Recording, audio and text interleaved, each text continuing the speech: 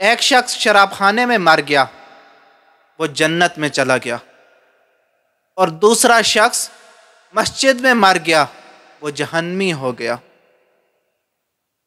اب غور کریں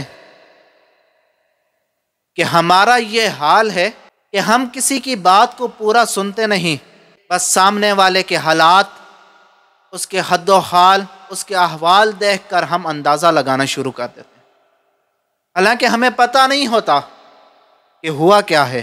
اب پہلا شخص جو ہے وہ شراب خانے گیا لوگوں کو سمجھانے کے لیے، دین کی تبلیغ کرنے کے لیے، اور اچانک اسے وہاں پر ہارٹ اٹیک ہوا اور وہیں پر اس کا انتقال ہو گیا۔ اور دوسرا شخص جو مسجد میں مرا، وہ مسجد میں چوری کی نیت سے آیا تھا، وہ چور تھا، لوگوں کا حق مارتا تھا، چوریاں کرتا تھا، تو وہ چوری کی نیت سے آیا مسجد میں اور وہیں پہ مر گیا۔ ہم بچپن میں ایک گاؤں میں جمعہ پڑھنے گئے، وہاں پورے گاؤں میں ایک ہی مسجد میں نماز جمعہ ہوا کرتی۔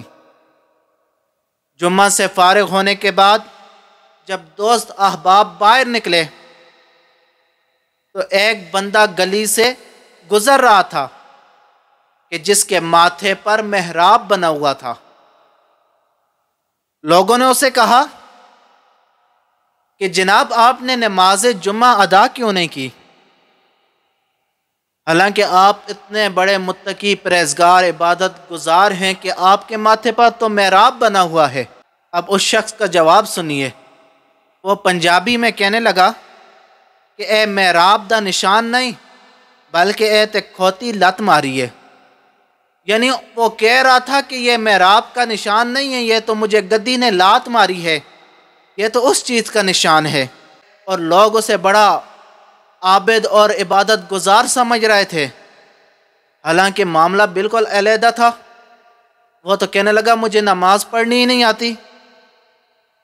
تو ہم جو ہیں وہ انسان کو دیکھ کر، اس کے احوال دیکھ کر، اس کا حد و حال دیکھ کر، اس کے احوال و احالات دیکھ کر ہم اندازہ لگانا شروع کر دیتے ہیں، حالانکہ بات جو ہوتی ہے وہ بالکل الٹ ہوتی ہے۔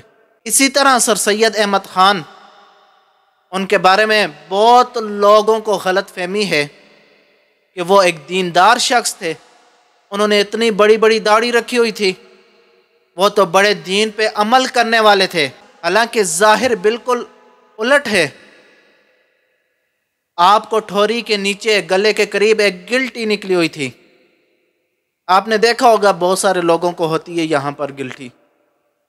اس وجہ سے آپ کی شخصیت پر اثر تھا کہ آپ کا جو چہرہ ہے وہ بدصورت نظر آتا تھا، اس لیے آپ نے داڑھی رکھ لی وہ گلٹی چھپانے کے لیے، اور لوگ آپ کو بڑا باشعور مولوی اور پتہ نہیں بڑا ہی شرع کا پابند سمجھنے لگے۔ وہ مولوی تو کیا، حالانکہ اس میں اسلام والی تو کوئی بات ہی نہیں تھی، جبکہ آج مسلمانوں نے اسے اپنا ہیرو بنا دیا ہے۔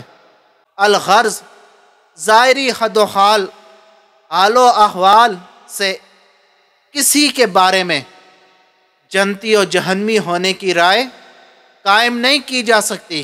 لباس حضری میں یہاں ہزاروں راہزن پھرتے، دوسروں کی جنت یا جہنم کی سوچ سے زیادہ اگر ہم اپنی آخرت کی فکر کر لیں تو دو فائدے ہوں گے۔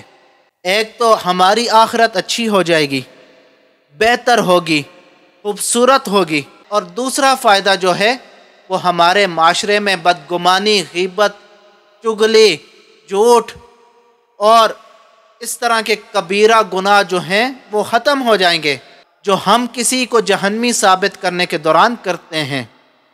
لہٰذا اپنی فکر کیجئے، اپنے گریبان میں جھانکیے، اور کسی کی ظاہری حالت دیکھ کر خود سے اندازہ نہ لگا لیں، خود سے اس کے حال و احوال نہ بیان کرنا شروع کر دیں، حالانکہ ظاہر جو ہے وہ بالکل الٹ ہوتا ہے۔ لبیک لبیک لبیک یا رسول اللہ، لبیک لبیک لبیک یا رسول اللہ۔